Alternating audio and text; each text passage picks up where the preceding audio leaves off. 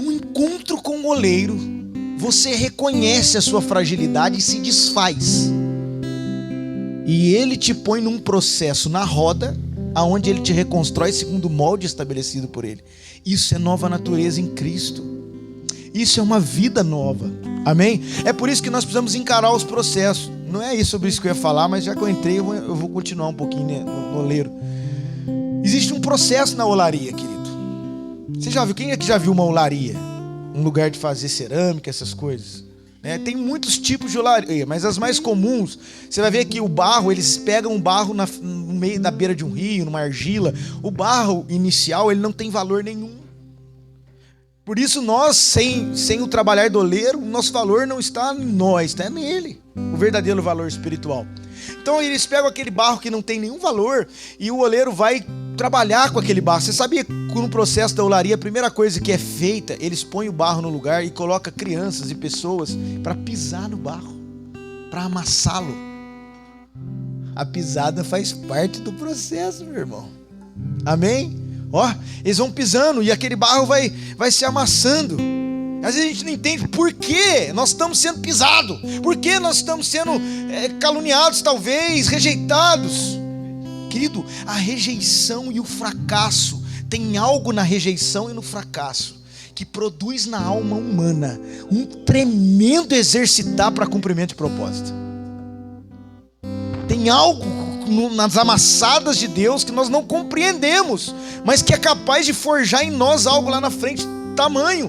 Queridos, nós estamos vivendo um tempo assim, de tudo difícil, de tudo inseguro, de tudo no pânico, das pessoas morrendo, das coisas fechando da economia. Querido, esse é o melhor momento para que nós entendamos o que isso vai produzir na frente.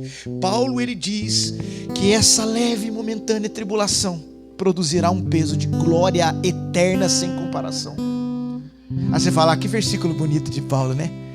Mas o contexto que ele vivia, ele estava falando das pedradas. Ele foi deixado para ser morto, ele foi escoteado. No outro dia ele naufragou o navio, e aí ele chegou numa ilha, a cobra picou ele. Aí no outro dia ele foi apedrejado de novo. E ele diz que isso é uma leve e momentânea tribulação, porque a mentalidade de Cristo, por isso ele diz, no mesmo contexto, mesma carta, ele diz, nós porém temos a mente de Cristo. A mentalidade de Cristo fazia com que ele olhasse o cenário, mas ele visse aquilo que Deus ia produzir lá na frente.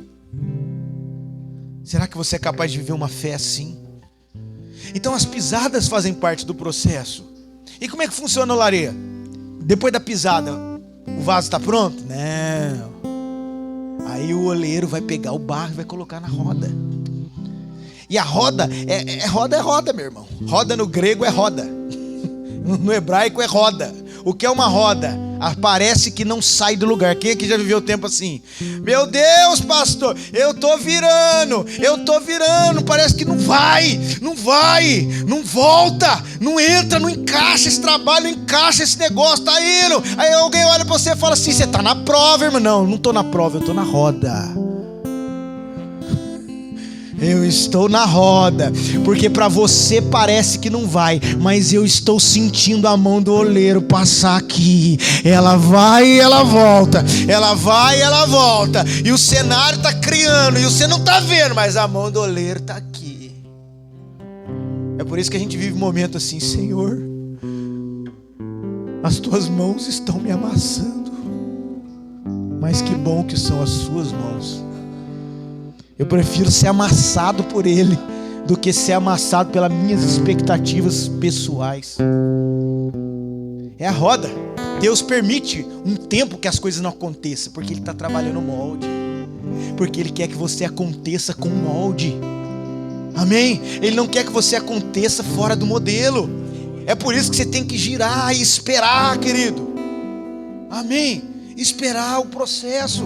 E nós não podemos interromper. Nós falávamos aqui quando começamos o projeto, nós não vamos ceder à tentação de fazer o que o povo gosta para encher esse negócio logo e para ter dinheiro logo, montar um negócio. Não, querido, nós vamos entrar na roda, e essa roda vai produzir o molde.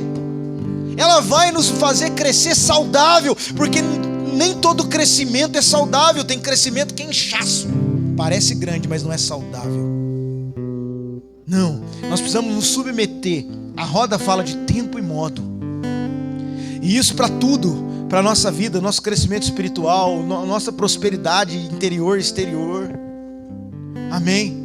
Aí você pensa, depois da roda, o vaso está pronto. Não. Depois da roda vai para o forno. Aleluia! Quem aqui dá glória no forno? O forno, enquanto a roda é parecer que não sai do lugar, o forno é um impacto mais forte, que vai chocar a matéria. O forno é uma temperatura mais alta, ela vai produzir um choque naquele barro, mas ela vai endurecê-lo.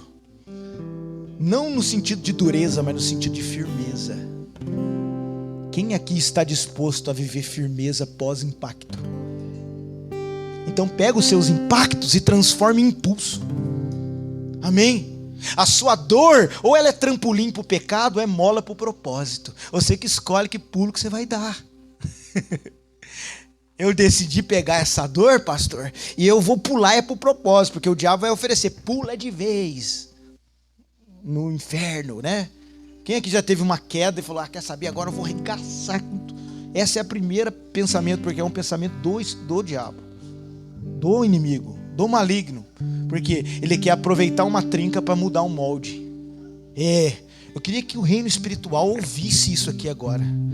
As trincas estão aqui, mas o molde não vai mudar. Tem hora que nós precisamos pregar para o inferno ouvir, meu irmão. A trinca está aqui, mas o molde continua. Estou trincado, mas não mudou meu molde.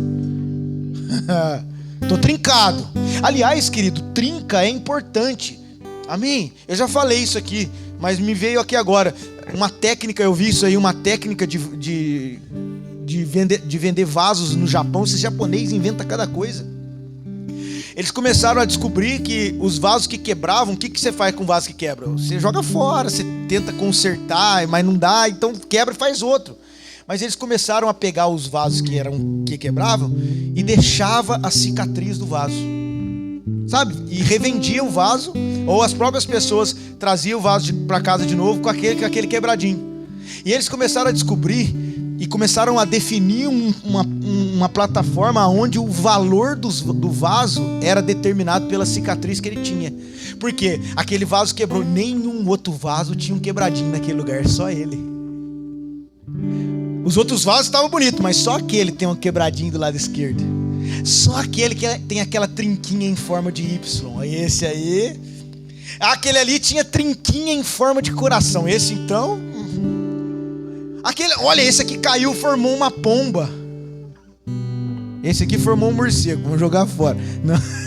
Tá entendendo? Mas o que começou a acontecer? Nessa técnica, nessa ideia, começaram a implantar uma mentalidade que o que definia o valor do vaso era a marca que ele tinha.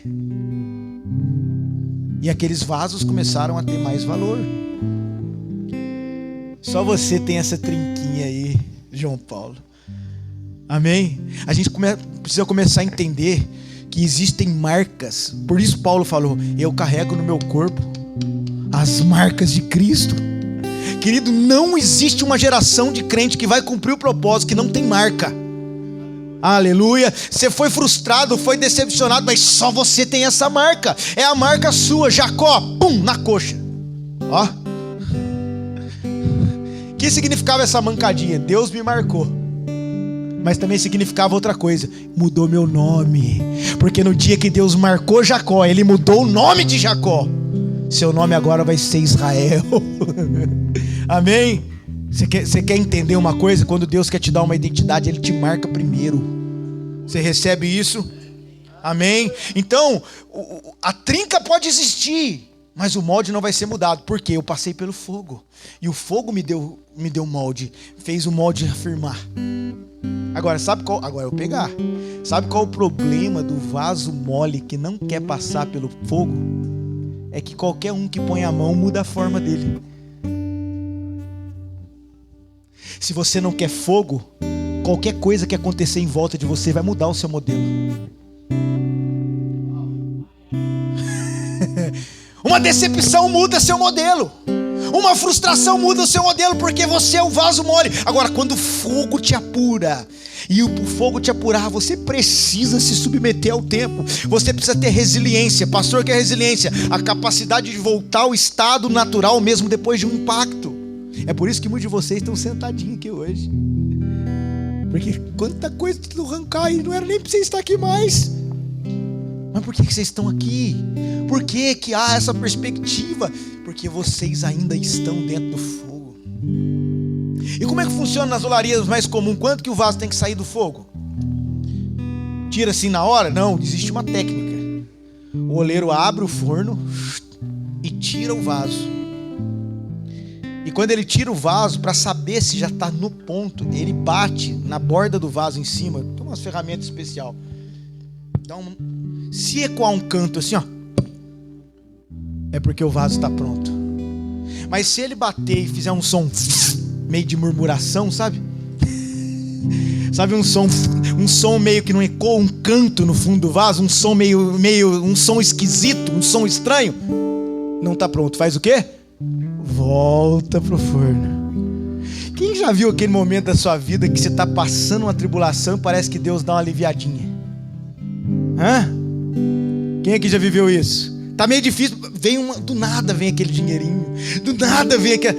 É porque Deus tirou você do forno. E Ele tá dando uma batidinha. Então eu vou te dar um conselho nessa manhã. Se você estava atribulado e Deus deu uma aliviadinha, canta, porque se murmurar... Se eu fosse seu, eu cantava, meu irmão. Aleluia, Senhor, obrigado. Oh, toda honra e toda glória. Opa, cantou. Eu vou começar, eu entendi. Ele cantou. Tá entendendo os processos? É pisada, é roda, é forno. Aí você fala, depois do forno o vaso está pronto. Não, tem a lixa. A lixa é quando o oleiro usa de um outro material para raspar você. Quem aqui tá com o marido e a esposa junto aí? Olha aí pro lado e diga, minha lixa.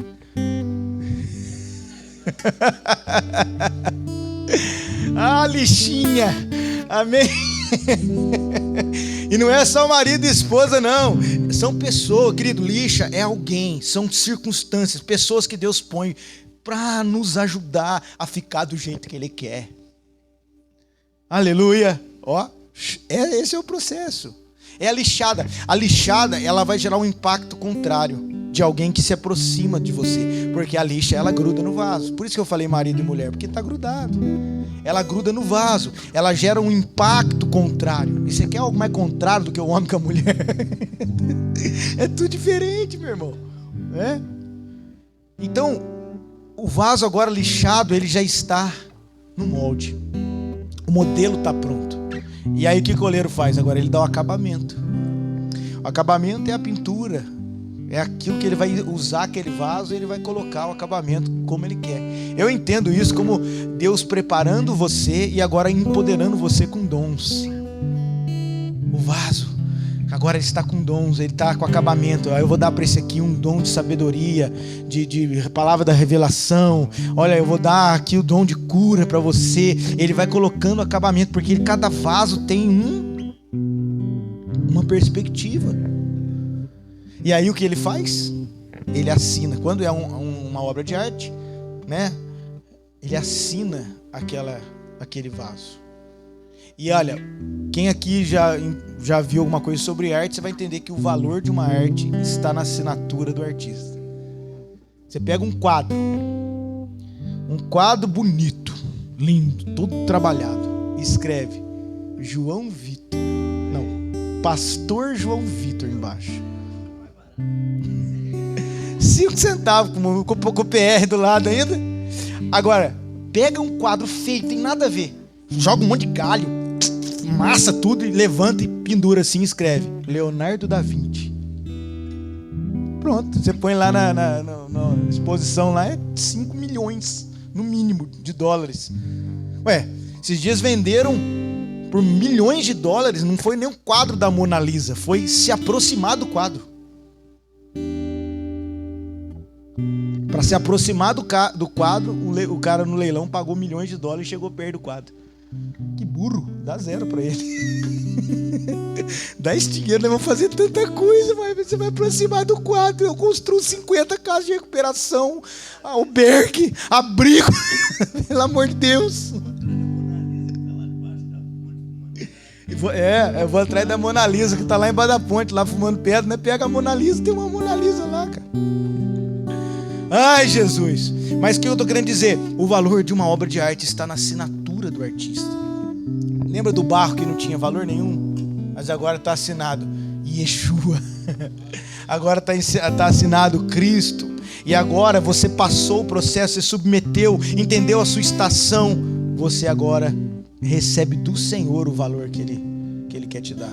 Porque o nosso valor não está em nós, está nele. A maior recompensa do cristianismo é o próprio Cristo.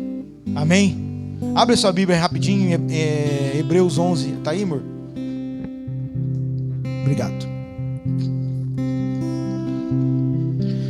Hebreus 11. Era aqui que eu ia falar hoje, mas eu creio que o Senhor nos levou a trabalhar esse processo. De repente a gente divide essa mensagem em outros dias aqui também, a gente completa ela. Hebreus 11, a partir do verso 1. Aí se você puder, deixa aberto aí, porque eu vou ver alguns versículos aqui com vocês rapidinho. Hebreus 11, 1. Diz assim: ora, a fé é o firme fundamento das coisas que se esperam e a convicção das coisas que não se veem. Amém? Até aqui por enquanto. Em algumas versões diz a fé é a certeza das coisas que se esperam, mas a palavra mais próxima ali é o firme fundamento, né? Eu queria falar um pouquinho sobre como nós nos movemos nesse tempo com a verdadeira fé. O que a verdadeira fé vai produzir em nós? Porque em tempos difíceis, ele revela muita coisa. Essa crise, essas coisas, elas para mim revelaram o quê? A fragilidade do homem, a soberania de Deus e o poder da fé. Guarde isso. Tempos como esse, difíceis, revelam a fragilidade do homem, a soberania de Deus e o valor da fé. A fé, quem realmente tem fé para viver tempos como esse, tem uma resposta diferente às ações contrárias. Mas que fé é essa? Porque todo mundo tem fé, querido. Fé em alguma coisa. Uns têm fé demais, outros fé de menos. Fé demais? Tô brincando. Fé demais também. Né? Mas todo mundo tem fé. Nem que seja fé em alguma coisa, fé em mim mesmo, fé na vida, fé no universo. Todo mundo tem fé em alguma coisa.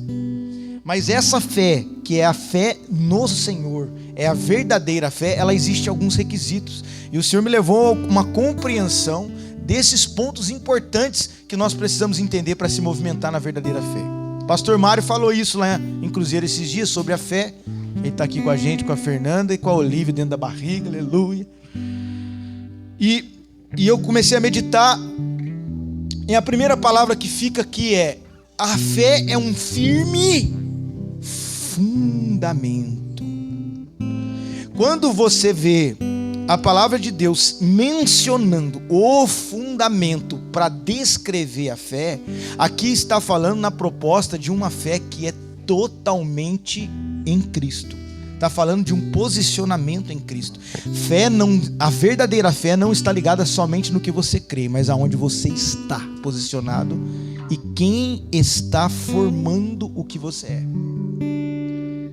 A proposta da verdadeira fé, ela está fundamentada. Então não tem como a gente não falar que viver nesse tempo em fé é viver totalmente firmado em Cristo. Quando a Bíblia diz que não pode pôr outro fundamento a não ser Cristo, amém? Uma das traduções dessa palavra fundamento é o primeiro. Não se pode pôr outro primeiro. Tá entendendo?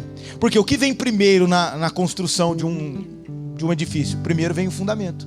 Alguém que começa pelo telhado, vamos construir, joga a telha lá, ela para no ar. Comecei pela telha. Não, você começa pelo fundamento. O fundamento ele não vê.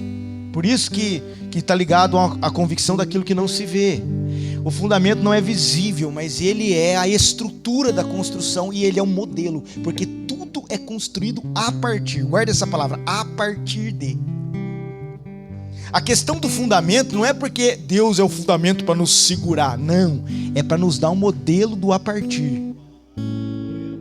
Porque a gente olha para a nossa fé como se a nossa fé fosse um Deus que nos sustenta. É fato que o fundamento também sustenta. Mas o princípio do fundamento não é o sustento, é o a partir do que vai ser construído. Ele dá um modelo. Você não pode construir nada fora daquela estrutura de fundamento, que se você construir vai cair. Então, quando a Bíblia está dizendo não se pode, Coríntios 11:3, guarda esse versículo, não se pode colocar um outro fundamento, 11:3 ou 3:11, está lá, né? 11:3, não se pode colocar um outro fundamento a não ser o que já foi posto. A Bíblia está explicando, olha, não existe outro primeiro, outra prioridade a não ser Cristo. Então, por exemplo, vamos supor que esse púlpito aqui é o fundamento, e você que é Cristo, e você vai construir a sua vida em cima desse fundamento. E aí você vai colocar coisas em cima. Toda construção de vida tem o quê? Por exemplo, família. Você vai construir essa família onde? Em cima do fundamento. Vamos pegar o relógio aqui. Aí você tem lá, vida profissional. Você vai ter que construir, não vai? Mas você vai construir ela onde? Tem que estar em cima do fundamento. Presta aqui o celular aqui, o Alencar. Aí você vai construir... sei lá, relacionamentos, propósitos, projetos. Você vai colocar ele aqui, em cima do fundamento, certo? Toda a sua vida está construída em cima. Agora, nós temos objetivo nessas coisas, foco. Isso faz parte da construção? Faz. Tem que ter família, tem que ter a minha vida profissional, eu preciso me preocupar com isso, minha saúde entra aqui, relacionamentos. A questão não é tudo isso. A questão é quem é o primeiro aqui. Amém? Porque todos nós vamos ter que concentrar esforço nessas coisas também. É a nossa vida. A questão não é ter essas coisas, a questão é quem é o primeiro. Porque a Bíblia diz que você não pode pôr um outro primeiro, a não ser o que já foi posto, a saber, Jesus Cristo. Então, dicas espirituais verdadeiras, bíblicas para você caminhar com fé em tempos como esse, é caminhar com total prioridade nas coisas de Deus. E prioridade revela investimento, revela tempo, revela compromisso e revela disciplina. Então, a minha fé em Cristo, ela vai ser revelada enquanto eu estou disposto a investir em Cristo. Uma vez um pastor falou um negócio que matou todo mundo, até eu. Ele falou assim: vou dizer uma coisa sobre idolatria. Tudo que você gasta, aquilo que você mais gasta o seu tempo, esse é o seu ídolo. Tá entendendo? Eu não estou dizendo que você vai pegar no seu 24 horas do seu dia e vai ficar mais horas no monte, na montanha, no quarto. Porque você tem a sua 8 horas de trabalho, sua carga horária de trabalho. Mas você pode estar lá no trabalho, mas a sua prioridade, estando lá, ainda é Cristo. Você está trabalhando, você está fazendo a sua parte, mas a mentalidade daquele propósito é servir a Cristo. Então Cristo ainda é o primeiro. Então a verdadeira fé está atrelada a um alinhamento de prioridade. Parece até um pleonasmo, mas é verdade. A coisa principal é fazer da coisa principal a coisa principal. Amém? É nós realmente, querido, investir. Então, quem quer viver essa fé, você quer isso nesse tempo? Invista tempo, invista seu recurso, invista seu compromisso.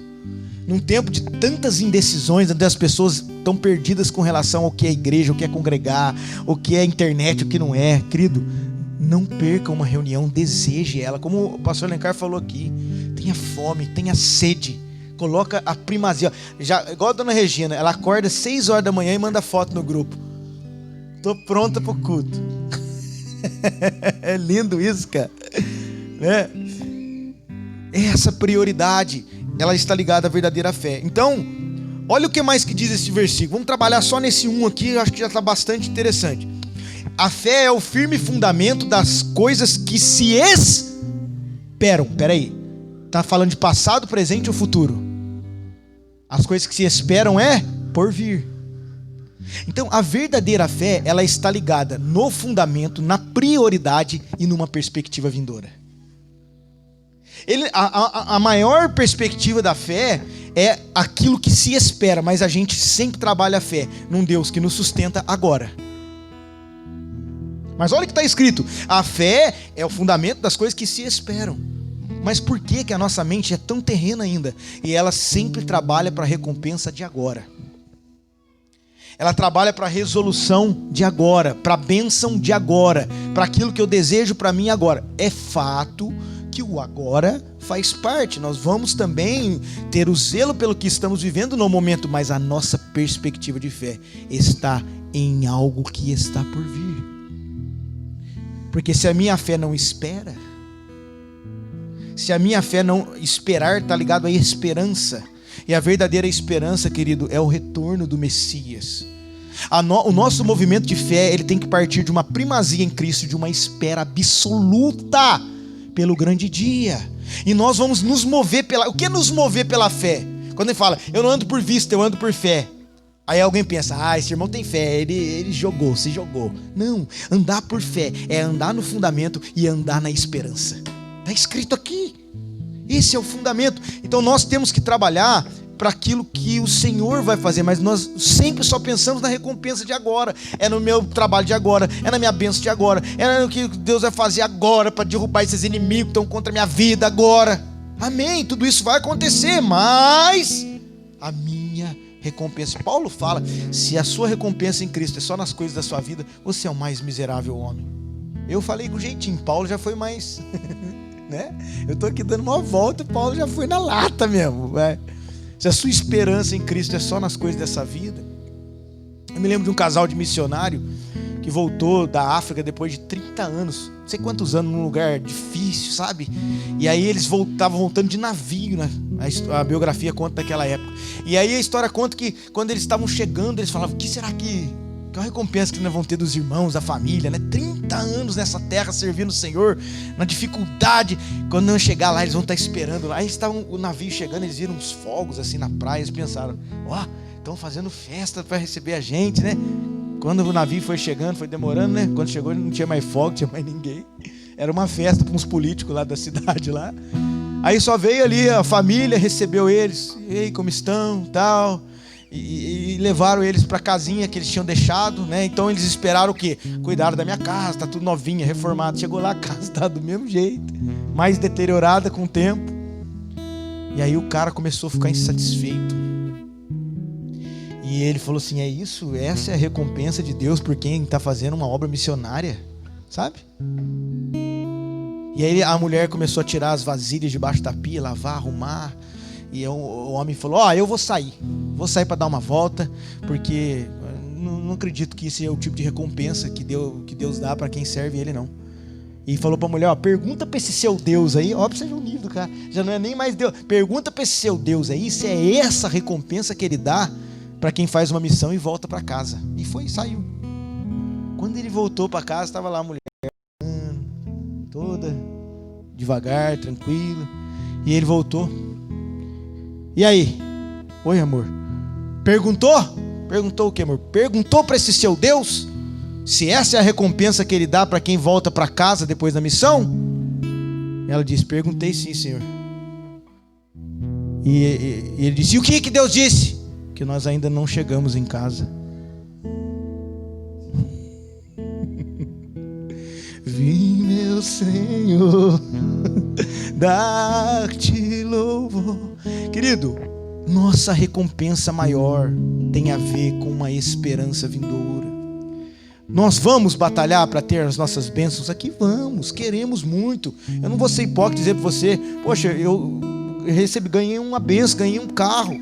Glória a Deus por isso, mas não é isso que me move. Alguns de nós ganhamos lá uma reforminha na casa, uma ajuda. Pastor Mário falou isso lá em Cruzeiro. Um tempo onde tanta gente perdeu tanta coisa. Foi o tempo que eu mais fui abençoado na minha vida. E as recompensas de agora são maravilhosas. Mas existe algo superior. Existe uma aliança superior. Existe um tesouro incorruptível.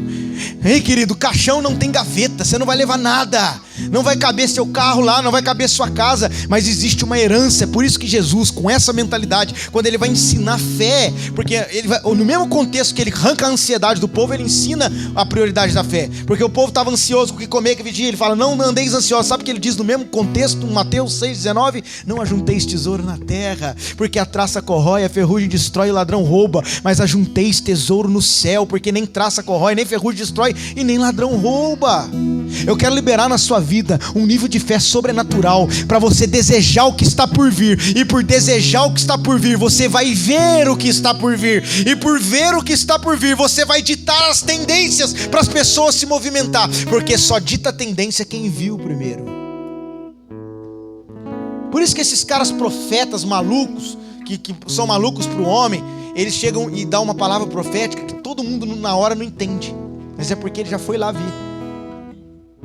Porque ele está lá no que está por vir. Esses caras são desapegados dessas coisas que não são cruciais. Eles estão vendo outras coisas. Você já viu um estilista? O estilista é que dita a tendência da moda. Já viu aqueles desfiles de fashion? Vamos fazer um fashion Nova Jerusalém lá. Fashion Jerusalém, Ronaldo. A casa lá, vamos botar os internos para desfilar lá, né? Os alunos. Então, você já viu aqueles modelo fashion, aqueles desfiles? Aquelas roupas calafobéticas, tá no verãozão e eles fazem aquele desfile com aquelas roupas, um monte de perequetada, aí aquelas mulheres lá. Aí você olha aquele desfile e você fala, nossa, que roupa estranha, ninguém vai usar isso. É ou não é verdade? Quando chega a estação, tá todo mundo usando. Porque quem entendeu que o propósito transcende o momento, é capaz de ditar a tendência dos próximos passos.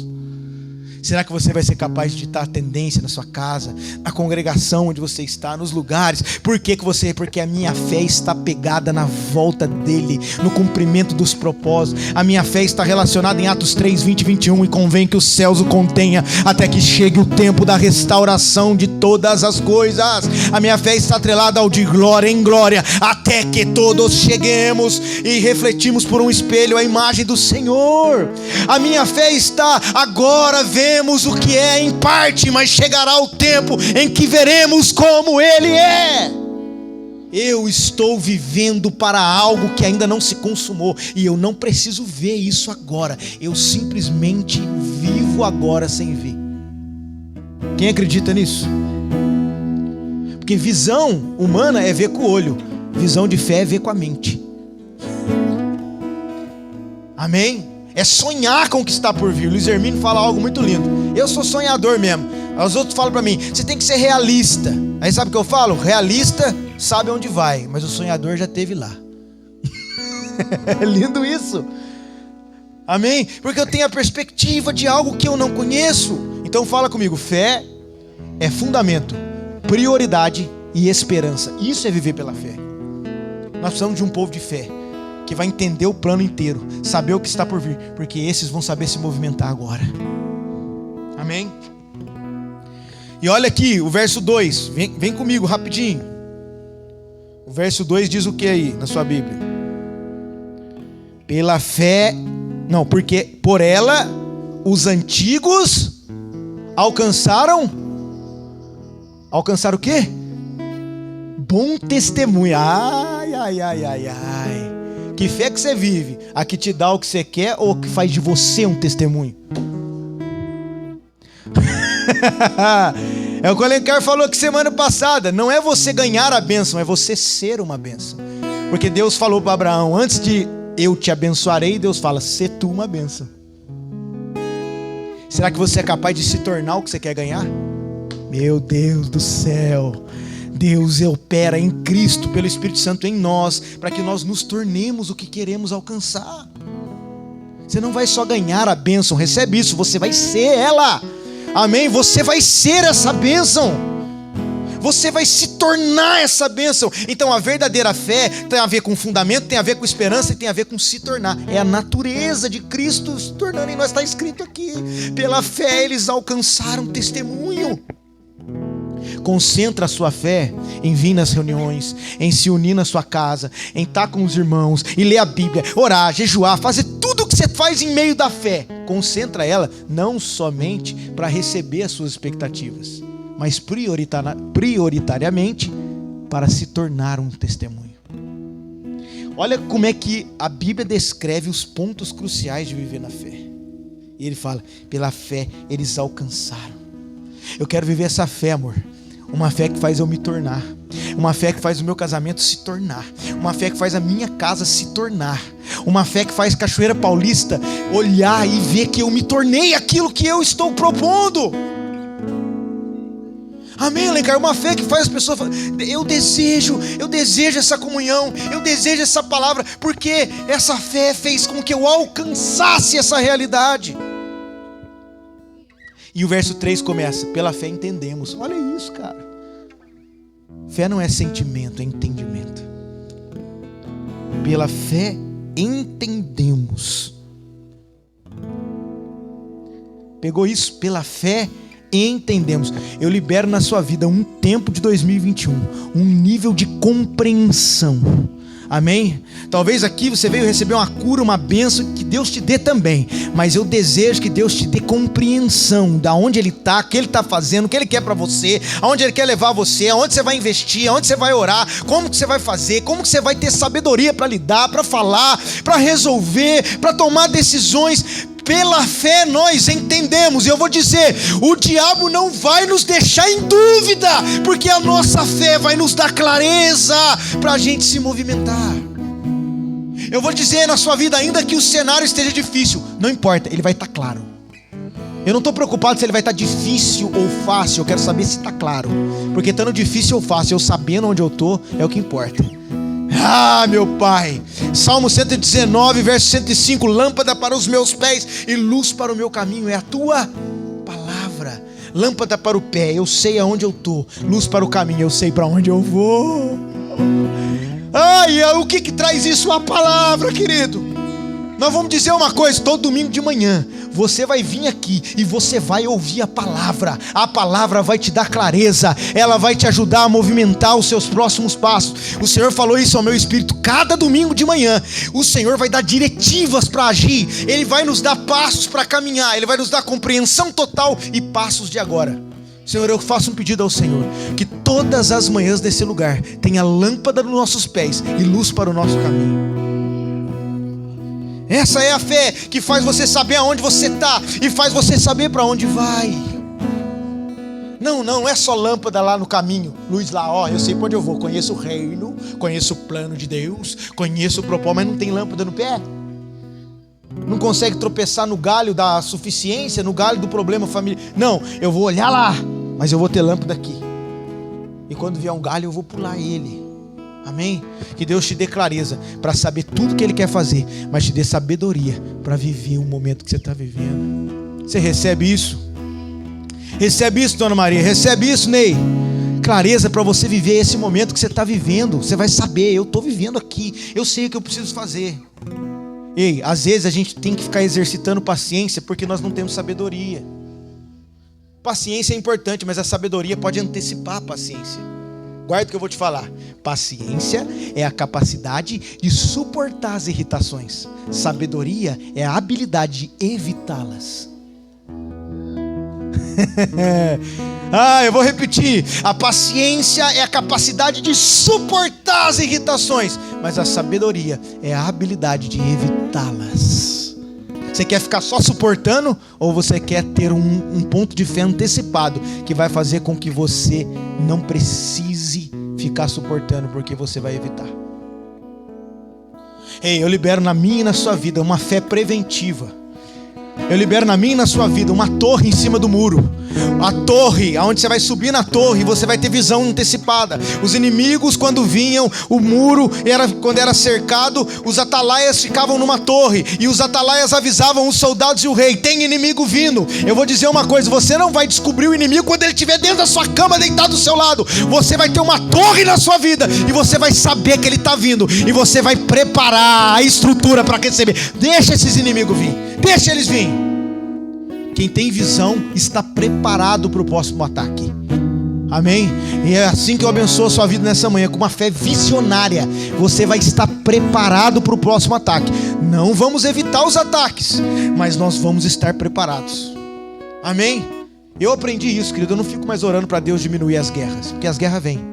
Eu fico orando para Ele diminuir as derrotas. Vai, deixa vir, mas eu vou botar uma torre nesse muro. Visão antecipada. Quem anda na prevenção não precisa de recuperação. Nós vamos andar na prevenção. Amém? Eu estou profetizando aqui hoje para essa casa, para essa comunidade, para nossas comunidades, uma visão antecipada, uma palavra preventiva.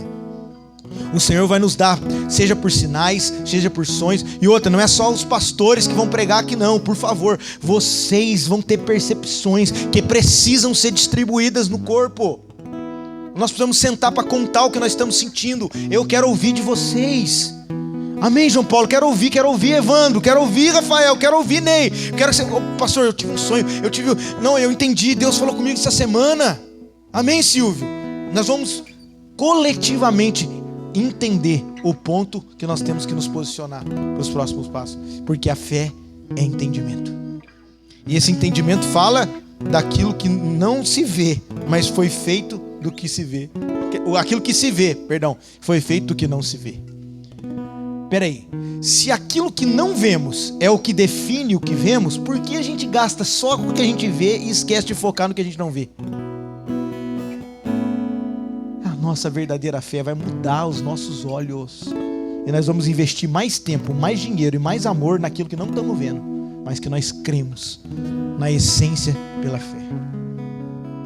Tem muita coisa aqui. É necessário, sem fé é impossível agradar a Deus, verso 6.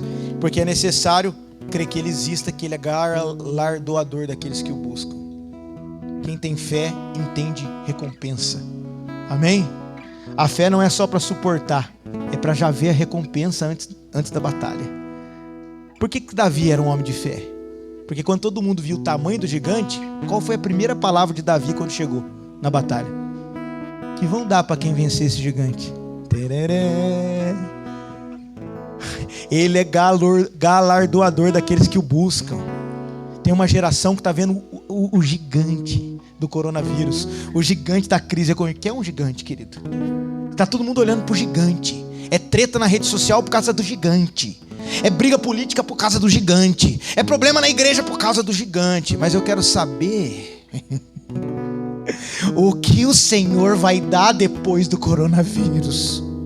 O que o Senhor vai fazer para aqueles que suportaram e perseveraram até o final. Querido, existe uma recompensa. Existe uma onda voltando. Amém? A pandemia puxou, mas a onda vai voltar. E ela vai aplanar o território. Ela vai modificar a estrutura. Eu vou olhar, eu vou ter cuidado com o gigante. Eu não vou ficar dando mole na frente do gigante, mas eu vou olhar por trás do gigante. Eu vou olhar por trás do gigante, querido. Porque atrás de Golias tinha um trono para Davi. Atrás de Golias tinha uma unção para Davi. Atrás de Golias tinha um reino para Davi. Atrás de Golias tinha uma genealogia para Davi que terminava em quem? Cristo em nós, a esperança da glória. Existe algo por trás do gigante. Fala pro seu irmão, existe algo por trás do gigante. Amém? E nós estamos falando do quê? De fé. E fé é a certeza das coisas que se esperam. O que se espera é o gigante, mas o que se espera depois é o quê? É o que está por trás. E a certeza das coisas que não se vê. O gigante não me deixa ver, mas eu sei que está lá atrás, meu irmão. O gigante é grande, ele não está me deixando ver. Eu não estou vendo, mas eu sei que está lá atrás. Amém? Nós vamos viver nesse tempo uma fé de enxergar por trás do gigante. Enquanto aquele moço estava olhando, e ele falou para Eliseu, Geazi falou: olha, Senhor, olha o exército que ronda a nossa casa. Mas a fé do profeta era outra. Ele olhou, a transcendência, a realidade espiritual, e ele viu o que estava por trás do exército na casa. Ele viu carruagens de fogo, ele viu o exército celestial, ele viu um plano de proteção. Deus já tem um plano de proteção, meu irmão. Ele viu o plano de proteção e o menino desesperado. E muitas vezes nós somos o menino desesperado, mas nós vamos fazer nessa manhã. Eu quero ser um Eliseu na sua vida. Eu não vou dizer para você, seu burro, você não está vendo. Eu não vou dizer para você, você caiu, você falhou. Não, eu não vou dizer para você. Eu vou dizer para Deus: Senhor, abre os olhos do moço, deixa ele ver o que nós estamos vendo. Você recebe uma fé para ver o que está por trás? Em nome de Jesus. Eu não vou nem dizer, tem muita coisa, querido. A Bíblia diz que Abraão esperava a cidade pela fé. A cidade que nem chegou ainda. A Bíblia diz que eles não alcançaram a promessa para que nós fizéssemos parte dela. Ai, que fé é essa, cara? Que fé é essa? Pela fé, Isaac abençoou Jacó e Esaú. Olha o detalhe do texto: no tocante às coisas futuras. Que isso, cara? Para todo mundo ele traz a experiência vindoura. Para todo mundo ele traz o fundamento. E para finalizar, vamos finalizar com esse Hebreus 11:17. Diz assim: pela fé ofereceu Abraão a Isaac quando foi provado. Sim, presta atenção nisso. Sim, aquele que recebeu as promessas ofereceu o unigênito.